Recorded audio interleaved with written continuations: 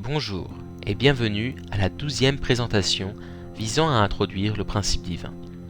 Cette session, qui est la 3e du chapitre sur les principes de la restauration, va présenter les conditions d'indemnité que la famille d'Adam et celle de Noé devaient accomplir afin de restaurer l'idéal de Dieu. Revenons tout d'abord sur l'exposé précédent. Après la chute d'Adam et Ève, Dieu voulait restaurer le plus vite possible l'idéal qui avait été perdu. Pour y parvenir, il devait envoyer le Messie, un nouvel Adam qui pourrait, avec une nouvelle Ève, accomplir l'idéal familial de l'amour inconditionnel. Grâce à cette famille, Dieu désirait donner à toute l'humanité le moyen de revenir à lui, le Parent céleste. Mais, pour pouvoir recevoir le Messie, l'humanité déchue devait au préalable inverser les mauvais choix commis lors de la chute. Cela consistait à offrir des conditions d'indemnité.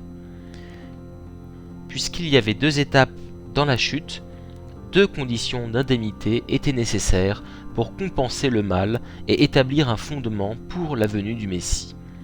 La première condition nécessitait de poser un fondement de foi.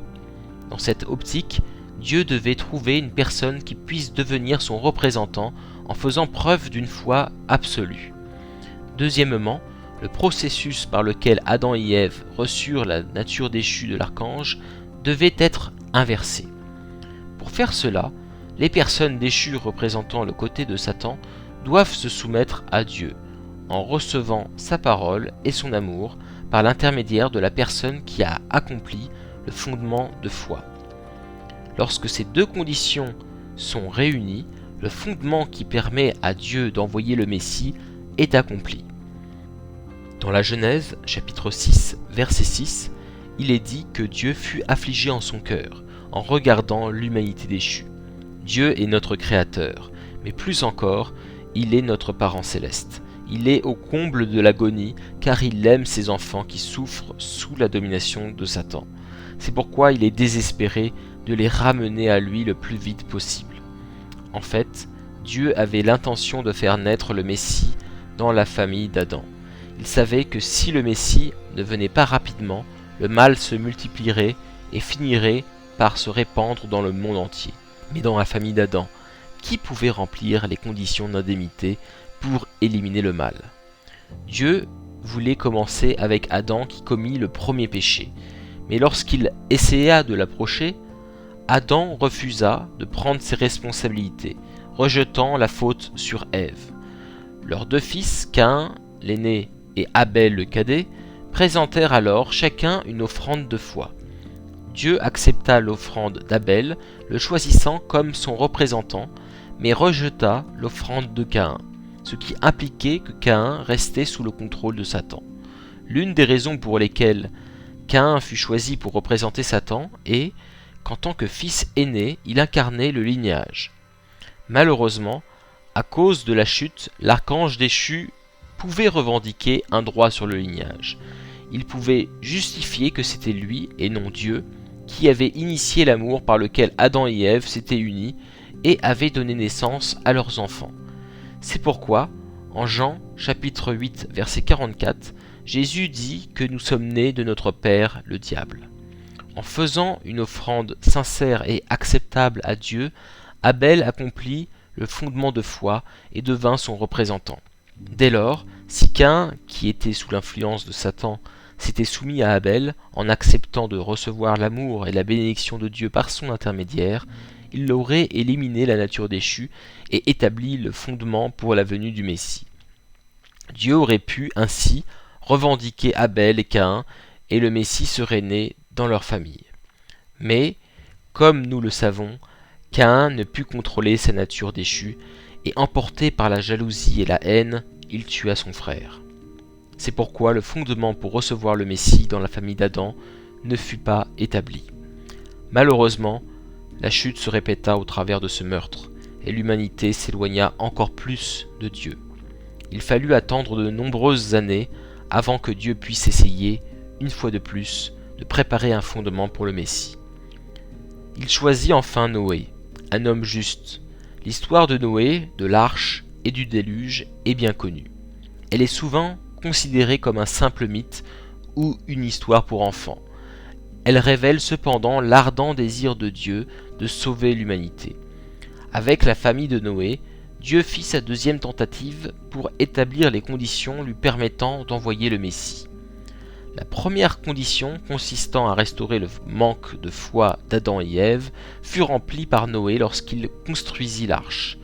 Il persévéra pendant des années, tout en étant ridiculisé et humilié, car il se sacrifiait ainsi que sa famille pour construire une arche gigantesque au sommet d'une haute montagne.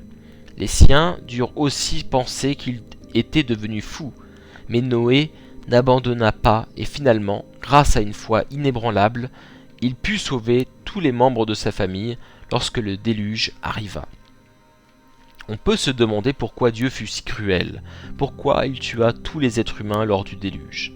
En réalité, la corruption de l'humanité était devenue trop grande et le seul espoir de Dieu était de prendre un nouveau départ, de créer un nouvel environnement et de se concentrer sur une seule famille.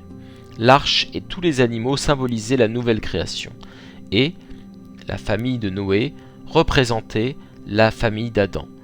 Noé, ayant construit l'arche et accompli le fondement de foi, était le représentant de Dieu.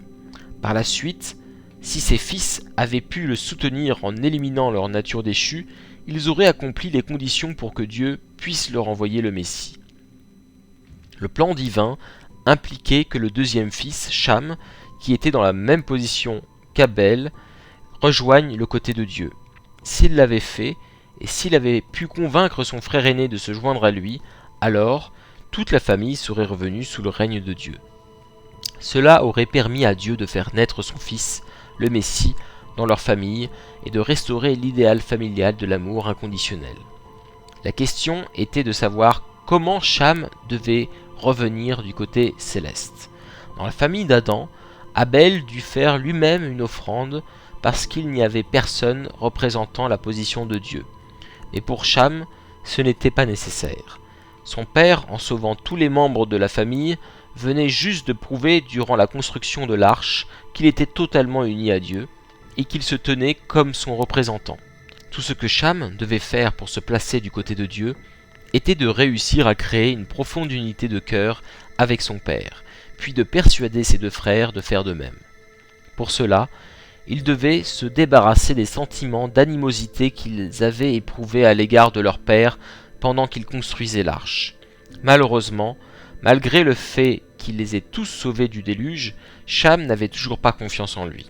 Pour illustrer ce fait, la Bible nous narre une histoire concernant Cham et Noé. Un jour, Noé, après s'être enivré, enleva ses vêtements et s'endormit nu sous sa tente. Lorsque Cham entra dans la tente, il fut contrarié de le voir ainsi. Mais au lieu de surmonter son embarras, il considéra que son père avait mal agi et alla convaincre ses frères qu'il avait commis un péché. Les frères, persuadés par Cham, prirent une couverture et le recouvrirent.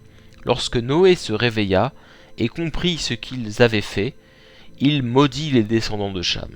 Les enfants de Noé ne purent éliminer leur nature déchue.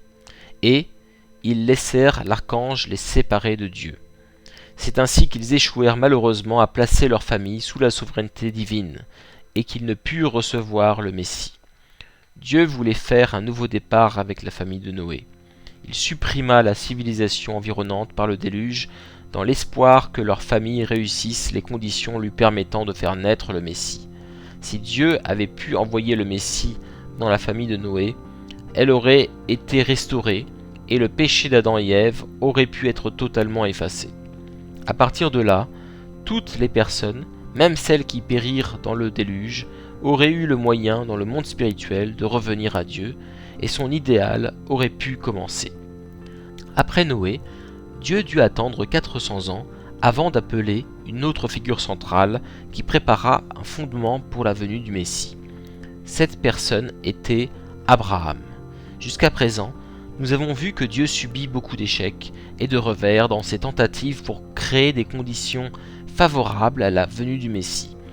Mais tout espoir n'est pas perdu. Dans la prochaine présentation, Grâce à la famille d'Abraham, nous verrons comment Dieu put finalement constituer un peuple à qui il pourrait envoyer le Messie. Je vous remercie de votre attention.